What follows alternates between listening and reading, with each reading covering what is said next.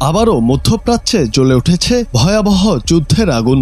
সবকিছুর শুরু ইসরায়েলের আগ্রাসন দিয়ে। আন্তর্জাতিক আইন লঙ্ঘন করে তারা ইরানের সামরিক ও গবেষণা কেন্দ্রগুলোতে বিমান হামলা চালায়। এতে ইরানের বিপুল সংখ্যক সেনা কর্মকর্তা, বিজ্ঞানী ও বেসামরিক মানুষ নিহত হন।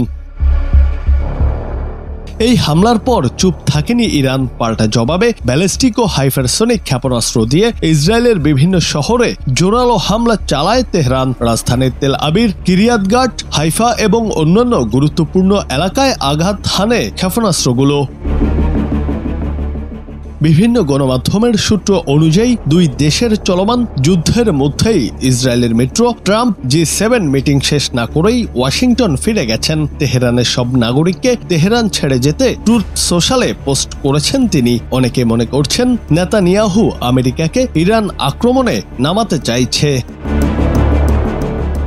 এদিকে ইরান তাদের জাদুঘরগুলো থেকে প্রত্নতাত্ত্বিক আর্টিফ্যাক্টস নিরাপদ স্থানে সরিয়ে ফেলছে। ইরানের সর্বোচ্চ ধর্মীয় নেতা আয়াতুল্লাহ আলী খামেনি আজ একটি বার্তা দিয়েছে দেশবাসীর উদ্দেশ্যে। আয়াতুল্লাহ খামেনি জানান, তিনি যদি নিহত হন, দেশবাসীর লক্ষ্য যেন অবিচল থাকে। দেশবাসীর উদ্দেশ্যে আবেগ ঘন ভাষণে তিনি বলেন, আমার শরীরের কোনো মূল্য নেই, আমার জীবনের কোনো গুরুত্ব নেই, এমনকি তারা আমাকে হত্যা করলেও এটাকে আমাদের ক্ষতি মনে করো না, তোমরা নীতির প্রতি অটল থাকবে। অন্যদিকে আজ চীনের দূতাবাস ইসরায়েলে অবস্থানরত তাদের নাগরিকদের যত দ্রুত সম্ভব দেশ ত্যাগ করার পরামর্শ দিয়েছে। দূতাবাস জর্ডানের মাধ্যমে স্থল সীমান্ত ব্যবহার করে নিরাপদে বেরিয়ে যাওয়ার সুপারিশ করেছে, কারণ ইসরায়েল ইরান সংঘাতের কারণে নিরাপত্তা পরিস্থিতি অত্যন্ত খারাপ এবং জটিল বলে বর্ণনা করা হয়েছে। ইরানের Islamic Revolutionary Guard Corps Hebrew ভাষায় একটি বিবৃতি জারি করে ইসরায়েলের সম্পূর্ণ অঞ্চল খালি করার আহ্বান জানিয়েছে। বিবৃতিতে বলা হয়েছে, দখলকৃত অঞ্চলে অবস্থিত যে কোনো শহর, স্থাপনা বা কেন্দ্র বৈধ সামরিক লক্ষ্য হিসেবে বিবেচিত হবে। বিশ্লেষকরা মনে করছেন, ইসরায়েলের বন্ধুরাষ্ট্র আমেরিকা যদি ইরান আক্রমণে সরাসরি অংশগ্রহণ না করে, তাহলে ইসরায়েলের পক্ষে ইরানের আকাশ দখল করা সম্ভব হবে না। সেক্ষেত্রে ইরান ইসরায়েল অভিমুখে মিসাইল নিক্ষেপ অব্যাহত রাখবে, যা ইসরায়েলের জন্য অসহনীয় হবে। আর এভাবে চলতে থাকলে উভয় দেশই প্রচুর ক্ষয়ক্ষতির সম্মুখীন হবে।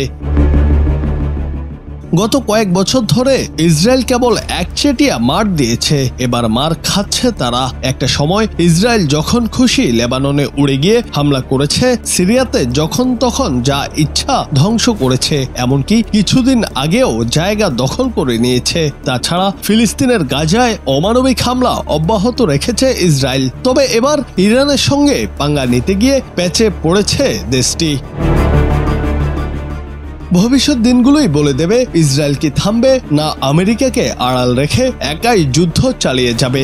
আমেরিকাকে সরাসরি আক্রমণে জড়াতে না পারলে উগ্রবাদী ইসরায়েলকে মাথা নিচু করে থেমে যেতে হবে বলে ধারণা করছেন অনেকে।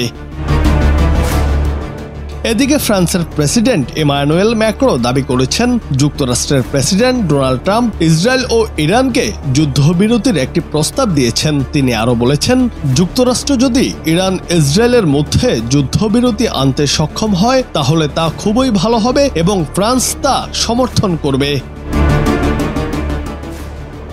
জুনায়েদ আহমেদ, বাংলা টিভি।